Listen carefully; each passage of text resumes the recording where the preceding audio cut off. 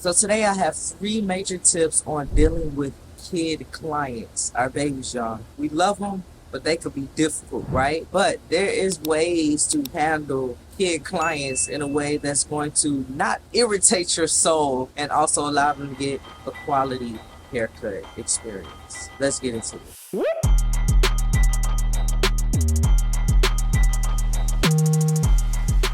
So tip number one when it comes to dealing with kid clients, speed is your best friend, okay? Those clients that you normally could take 45 minutes on our adult clients, you have to literally cut that down in half, more than half. You want to be as fast as possible and give as much quality as possible. But these kids should not be sitting in your chair past 20 minutes. Kids are antsy, all right? Their attention span is like squirrel, okay? They don't know how to sit still for long. They'll either start fidgeting and moving and doing a whole bunch of different things, or they start talking a lot, or they may start falling asleep. They start complaining. Kids, you gotta work fast when it comes to kids, all right? So that is one of the major things that I would definitely recommend when you're dealing with a kid client. When you go through your hair analysis at the beginning of the cut, understanding their head shape, understanding what their preferences or the parents' preferences are for their head, visualizing what you're going to do, and just go for it. We don't have time to sit there and try to critique every little thing.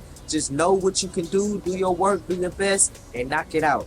That's tip number one. Speed is your best friend. Tip number two. All right, so this is a big one that I feel like it gets underrated so much. So just a little insider about me and who I am. I am also a youth advocate. I truly believe in developing our kids, nurturing their minds, serving them with love and confidence, y'all. I really, really love the development of our kids and what they could really be if they have positive influences in their world. Now, this tip right here is so underrated.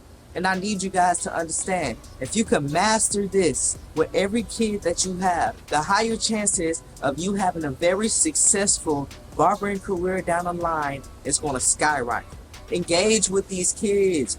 Talk to them. Figure out what their hobbies are. What is it that they like to do? What is it that they don't like to do? You got to understand, look at what they're wearing. Look at their family, if they have siblings, if they have a mother or a father that's with them, a grandparent that's with them.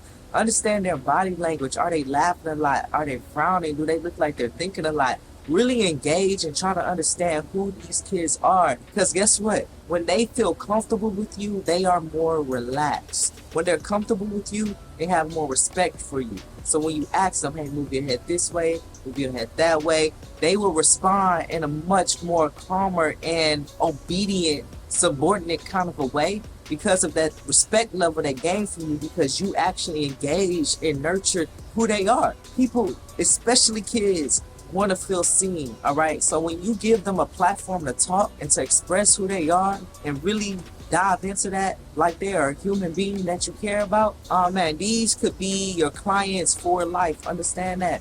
A lot of clients starts when they're kids and they stay with their barber forever.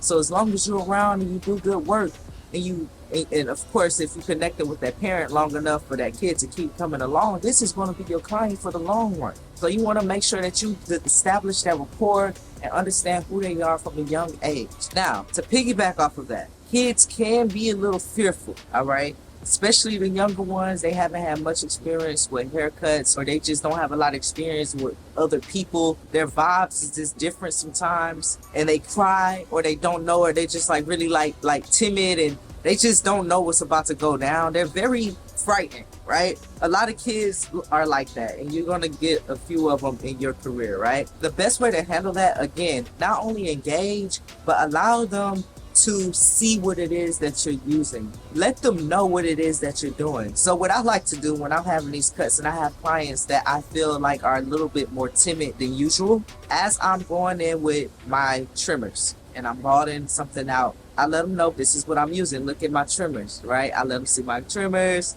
Now they're a little bit more curious, like, ooh, what is that? You know what I'm saying? I say, you want to touch it? Let them touch it. All right, cool. Now they feel a little bit more like you care about them and you're not here to hurt them, right? And then you go in, all right, see, ooh, good job, you're doing a good job. Yeah, positive reinforcement, positive engagement, right? So as you do everything, now you move on to your clippers.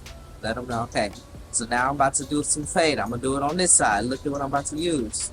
Same process. When you get to the edge up, same process. Let them know, hey, I'm about to do your edge up. And by this point, they done heard you talk to them.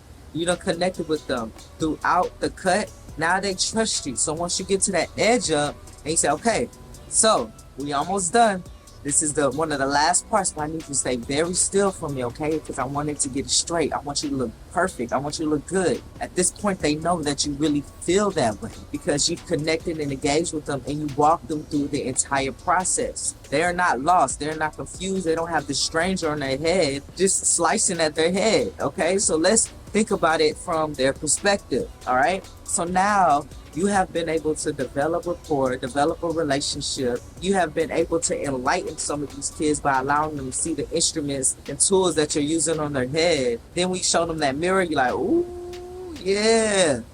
You got them feeling themselves. Now the next time, it's going to be easier and easier and easier. But that's the best way that you can make sure that you give a kid a quality haircut without the temperament. Tip number 3.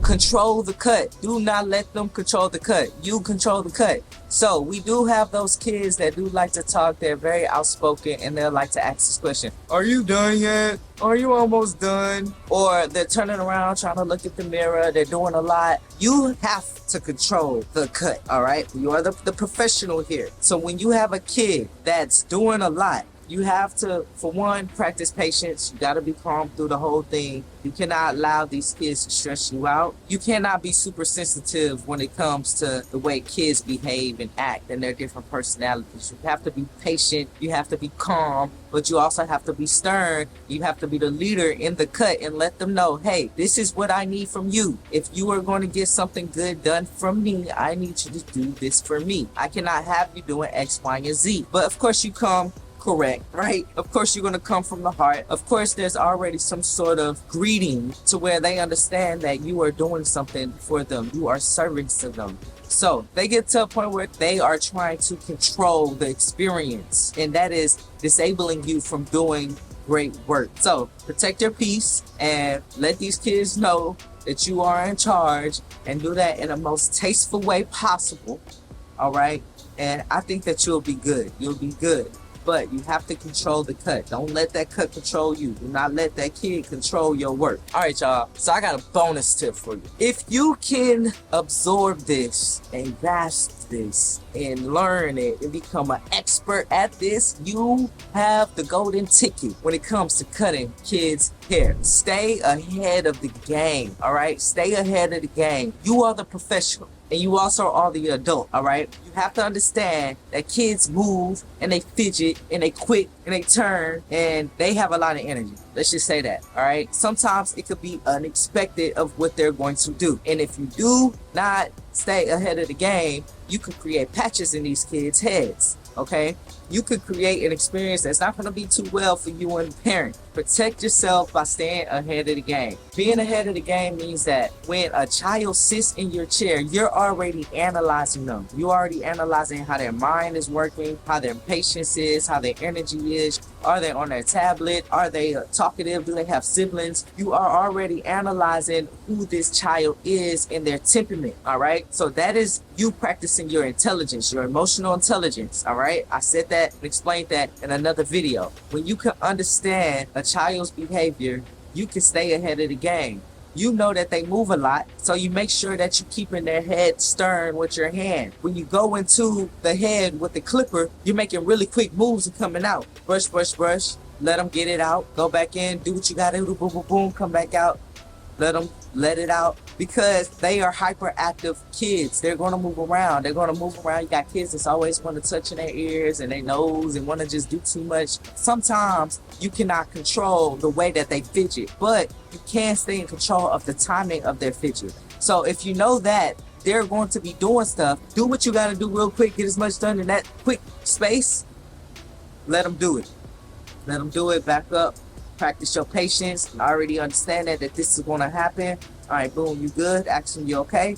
Let them say, I'm okay. Bet. Let's get back into it. Knock it out, knock it out, knock it out. When you feel like they're about to, let it go. And so that's being ahead of the game. Understanding their movement patterns. And when you can do that, you avoid so many different mistakes. And you can save yourself a lot of time. And you can save yourself a lot of stress when you know what's to come. I hope you guys again received this information. I hope that you were able to understand where I was coming from. If there's something that you do not understand or you would like for me to elaborate on, or if it's something that you feel like I missed, leave me a comment below, y'all. Let's get into this conversation. Let's continue to grow and build our mindsets, because I'm just going off the strength of my barbering career, my path, my journey, and what I'm seeing and experiencing and hearing. So I formulate these things and put it out there for y'all. If it stimulated me, I feel like it could be stimulating you as well. But I'd love to know from your perspective and your journey what you would like for me to talk about. So leave me a comment. Let's get into it, you guys. Again, leave me a thumbs up. Subscribe if you're not already subscribed. Hit that notification bell, you guys. Stay tuned with me. Stay connected with me. Show me some love. Let me know how I can show you some love. Hit me up on Instagram, KG with 2 Y's _ the Wise Barber, you guys. I'm out. On love. Peace.